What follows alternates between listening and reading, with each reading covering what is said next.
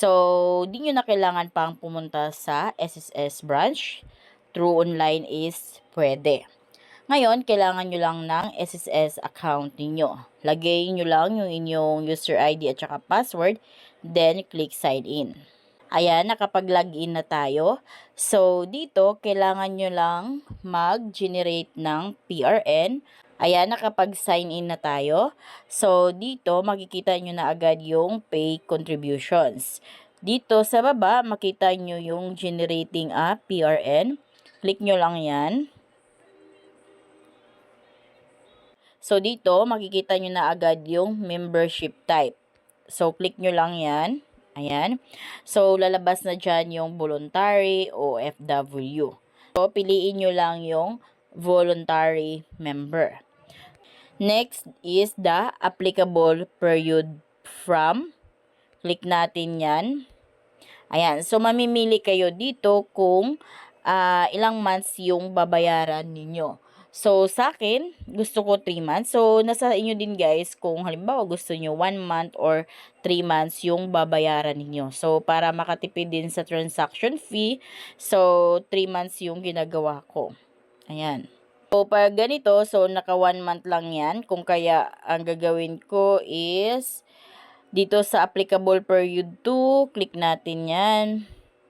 Then, magbabayaran ko is hanggang September.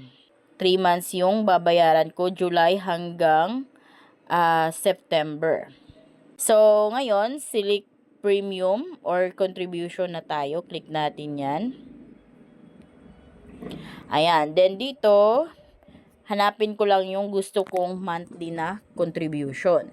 So, dahil kayo ay voluntary member na, kayo na yung bahala kung magkano nga ba yung gusto nyong monthly na contribution na ihulog dito kay SSS. So, sa akin, yung ihulog ko is yung pinakamababa, pinaka-minimum is 750 pesos. So, piliin natin yan. Ayan. So, a total of 2,250 pesos dahil 3 buwan yung babayaran ko. Ngayon, click na natin yung generate PRN.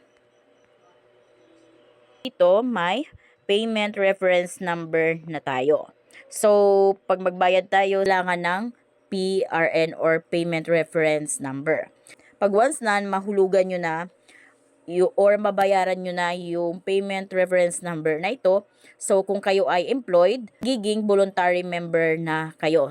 So, hindi nyo na kailangan pang pumunta sa any SSS branch. So, online lamang is pwede na kayong maging voluntary member. So, basta lamang mabayaran nyo na yung payment reference na ginawa ninyo at ang pinili ninyo na membership type is voluntary. So, guys, take note na hindi mababago yung membership type ninyo kung hindi nyo ito mabayaran yung payment reference number na ginawa ninyo.